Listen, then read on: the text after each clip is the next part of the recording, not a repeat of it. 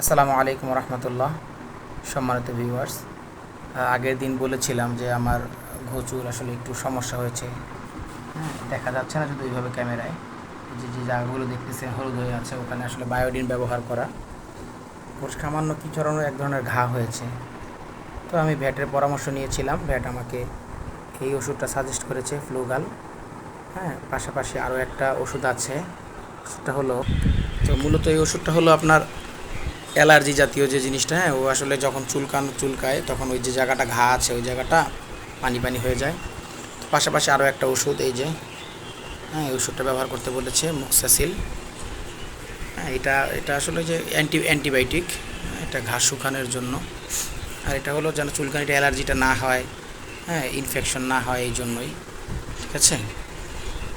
তো আপনারাও যদি আপনাদের বিড়াল যারা পালন করেন তাদের যদি বিড়ালের এরকম হয়, তো অবশ্যই ভ্যাটের পরামর্শ নিয়ে যে কোনো ওষুধ ব্যবহার করবেন। এক একজন এক একটা সাজেস্ট করে।